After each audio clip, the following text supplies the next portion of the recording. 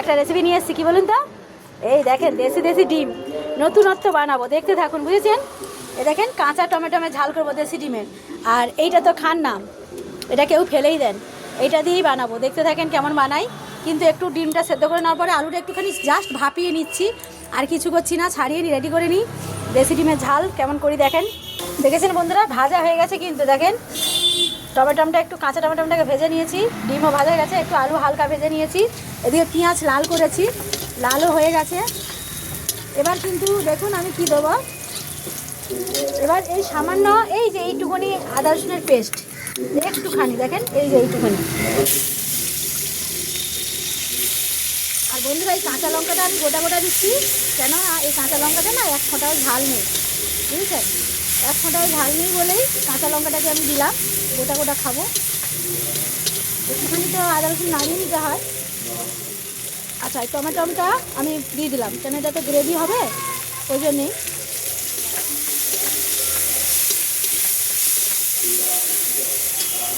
আচ্ছা দেখেন, হলুদ, একটু লাল লঙ্কা, লবণ দিয়ে দিলাম, একটু জিরে গুঁড়ো দিয়ে দিলাম। এবার না একটুখানি জল দিয়ে কষিয়ে নেব।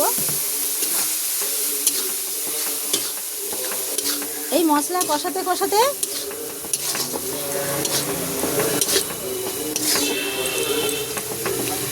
এই ফুলটার অনেক বন্ধুরা অনেক রেসিপি করা যায়, জানেন? দারুণ রেসিপি করা যায়, অনেক কিছুই করা যায়। আচ্ছা, এক একটা যদি পারি, আমার টাইম হয় আমি করে দেখাবো। এটা আমি ধুয়ে সুন্দর করে বেছে সব রেখে দিতে হয়, কিন্তু একটু দেখতে হয় পোকা টোকা থাকে নাকি।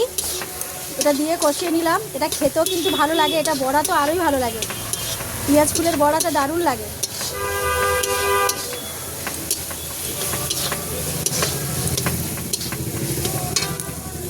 কাঁচা টমেটো বন্ধুরা দিয়ে দিলাম, কেন বলুন তো? একটু ভাজা আছে, কাঁচা তো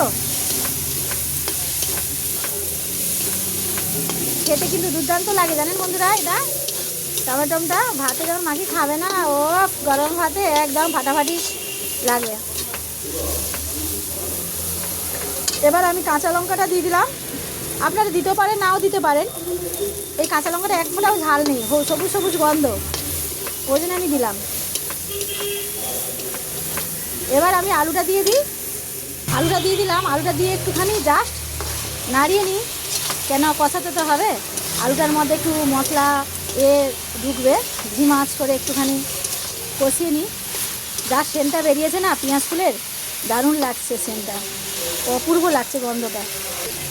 কষানো কিন্তু হয়ে গেছে। এবার আমি সামান্য অল্প জল দেবো, কেন মাখা মাখা করবো তো।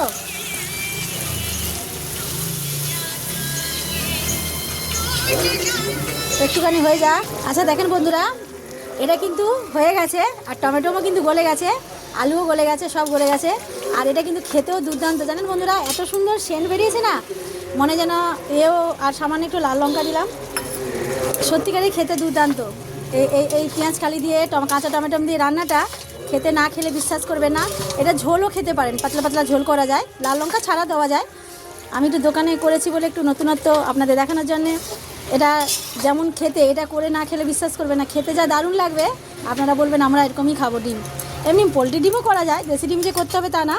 এবার একটুখানি ধনেপাতা দিয়ে দিই, এবার হয়ে এসছে।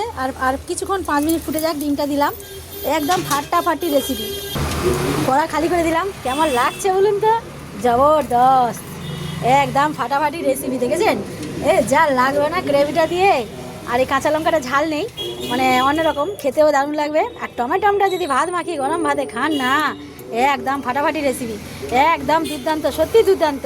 একদিন করে খেয়ে দেখবেন, তাহলে বলবেন যে সত্যি না দুর্দান্ত, ফাটাফাটি। কেমন লাগলো কমেন্টে জানাবেন। এই বলে শেষ করে দিলাম আজকের মতন এইটা। কালকে আগামীকাল দেখি আবার কি দেখাবো। একদম দেশি ডিমের কাঁচা টমেটোর ঝাল, আর তার সঙ্গে লঙ্কা দিয়ে। সবাইকে টাটা।